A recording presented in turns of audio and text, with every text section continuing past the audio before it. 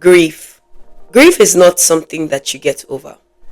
It's something that you learn to live with. And if you can find the strength to be mindful when grieving, grief can actually be one of the greatest teachers to teach us how to live more intentionally. I really don't want to be here making this video today because I really struggled about what to talk about this week. And also because of where I kind of am right now in my life, personally. But today I want to share a few things. Not just giving you copium of how to cope with grief, but how to walk through grief in a way that reshapes your life completely, with meaning and with purpose.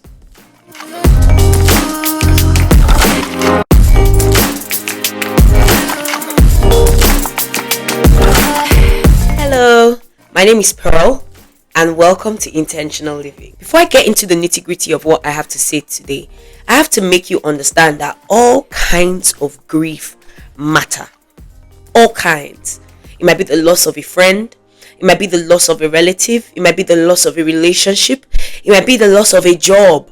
Every single kind of grief matters. And no one can police how deeply you felt what you felt or how hard it is to get back on your feet. Only you determine those factors. I know we're used to showing up and showing solidarity for people who have lost their loved ones or their friends to death, but there are other forms of grief that we go through on our own where no one is there to show that solidarity or mourn with us. Maybe some things that we are even very uncomfortable to share, or some things we're ashamed to tell anyone. Either way, every single one of us, we grieve differently on different issues, and each type of grief is valid. I remember the first time I experienced deep grief. It felt like my whole world had come crashing. Nothing made sense. Food didn't taste as good. My outfits didn't quite sit right. Time spent with my loved ones didn't feel as rich. It literally just felt like my whole world had stopped. Like my whole world had come crashing down. And what struck me the most was that while my whole world stopped, the rest of the world just kept moving. The emails kept coming in. People were graduating, having kids, getting married. Everyone seemed to be living and experiencing life through a very different lens than what my current experience was. Looking back now, with hindsight 2020, I realized that during the time of grief, life forced me to slow down and ask the really hard questions. I had to rethink everything. What really matters? Where do I go from here? How do I live my life moving forward? What are my days going to look like now? Maybe you felt that too. I'm one of the strongest believers that thinks that people who experience pain in this life have somewhat received a gift. The thing about grief is that it cracks something open on the inside of you. And suddenly, the way you had lived your life until then just doesn't feel right anymore. It just doesn't fit anymore. Most of the people that came around during my time of grief to comfort me and to be a shoulder for me to cry on, I had no fault to them, came with such advices of, don't worry, you'll move on. It gets better with time. Things will make sense later on. But the truth is, grief gives you no closure. Closure isn't real. Love doesn't end just because someone dies. And because love doesn't end when someone dies, grief doesn't end neither. It's like two sides of the same coin. So when I was trying to figure out what to talk about today, I just thought to myself that if I could share what I have learned and it helps even one person, then my job here is done.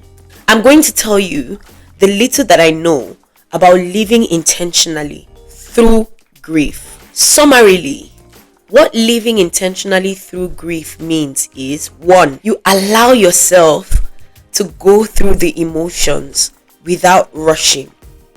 No one can put a deadline on when you're supposed to get over what has happened to you. 2. You need to find and choose small practices that can ground you in the present. 3. You have to let whatever that loss is teach you what it's meant to teach you, reshape you how it intends to reshape you. and transform how you show up in your life. So I'm going to start with the ways that I navigated my season of grief. The first thing I did was to create space in my life for my grief. I know many people would think this is very unhealthy advice, but I really think that was one of the most instrumental ways I was able to allow myself honor what had happened to me. What does it mean to create space for my grief? For me, it meant creating time every single night to cry without interruption. It's very difficult to cry during the day because everyone wants to be a source of comfort for you, clean your tears, tell you everything is going to be okay. And many times when you really need to cry, when you really need to let go of those emotions, it's not the ideal situation to do so in the presence of numerous people. And so what that meant for me was creating space every night before I go to bed to cry my heart's content until I truly felt like whatever weight I was carrying had been lifted off. See, you have to honor that loss. What happened happened. There's nothing you can do to change it. You can't minimize how you feel or lock up those feelings and push them away. You have to honor what has happened to you. You have to acknowledge the pain that it comes with, and you need to create space where you can express your grief. For some people, it's not crying. For some people, they need to sing, or they need to journal, or they need a form of expression, be it painting or exercise. Whatever it is, create space for the expression of the emotions that you're feeling during the time of grief. This is you subconsciously saying to yourself that my grief matters. And if you ask me honestly, is the first step to moving on. The second thing that helped me during my time of grief was gentle rituals. There was a season of my grief where my spiritual life was heavily affected because I had so many questions. I felt like God wasn't answering. I was angry at the world. I was angry at myself. And I genuinely had nothing to be thankful for, or so I thought. And at this time, I was speaking to the therapist that was helping me go through the season. And she introduced something called gratitude journaling to me. It was a very simple assignment I'd been given by my therapist. She simply told me to write down one thing that I was grateful for at the end of each day. When I first started, it was difficult. I wrote things like, I'm grateful I didn't end my life when I felt like ending it today. I wrote things like, I'm grateful I didn't jump in front of that car when I got the feeling to do so while walking down the street today. It was difficult to find something to be genuinely grateful for. But by sticking with that very, very gentle ritual, as time progressed and as my healing had started in hindsight, I realized that I started to see certain things to be grateful for. I still had love in my life. I still had my sisters. I still had my dad. I still had my friends who were an extreme shoulder to lean on and rely on.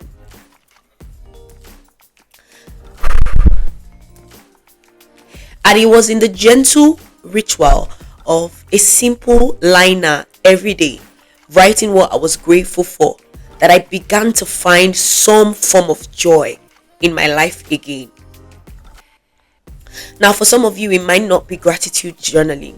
It might be a cup of tea every morning while you watch the sunrise. And I know that's a very, very Ajebo thing to say, but you guys, these things work. What I found in that season was that what your body is telling you is that you have to slow down and acknowledge what has happened so that your body can let go of the tension and the heightened emotion that came as a result of the loss that you took. The last thing that I want to talk about today that's definitely helped me during my season of grief was transforming what had happened to me into living values. Unfortunately for me, the person that I lost in my season of grief was a huge part of my life. And so after I had cried and honored all the feelings that came with that loss, the next question was, how do I go on from here? And what kind of life do I live going forward? For me, the most important thing that happened in this season was the realization that I could no longer live for myself, that I had to carry on this person's story, that I had to honor the values that they lived for. In that way, that season was not only an end of a particular era in my life, but the beginning of a new one. I started to romanticize a life that honored the person I had lost, that made their time on earth not a waste, that gave credit to the impact that that person had on my life while they walked this earth. It is a huge reason why I even started this channel in the first place. So by transforming that loss into living values, we honor those who we have lost through action. Now, you know that I'm not going to leave you with just the things that I have to say. I'm also going to share a book that definitely helped me during my time of grief. And it's a book that I refer to very often because since my deepest grief, I've had other losses that I've taken at one point or the other. I find myself going back to this book because every single time I read it, something new pops out to me that gives me a new insight or a new perspective on whatever it is that I'm dealing with. The book is called This Is How You Heal, and it was written by Brianna West. This book helped me to find self-love. It helped me to find my inner strength. It helped me to find the potential that could come out of what I was going through at the time. It was the first time that I realized that I could transform the obstacle that had been placed in my path to an opportunity for growth. If you're grieving, and I mean any form of grief, please hear me. You don't need to have it all figured out. Closure isn't real. You never get to a point where the pain hurts less. And that's absolutely normal. There's nothing like going back to who you used to be because something transformational has indeed happened. And please do away with the myth of getting things back to normal because a new normal has begun that you need to adapt to. Grief forces you to carve a new path, one where you can live with deeper presence, with deeper intention, and with deeper love. If anything I've said in this video resonates with you, I would love for you to join this community. And if you feel comfortable, share in the comments how you intend to honor the memory of somebody that you love. Sometimes healing begins when we realize that we are not alone in this journey. Even making this video has given me some form of relief because of what I'm going through in this current season.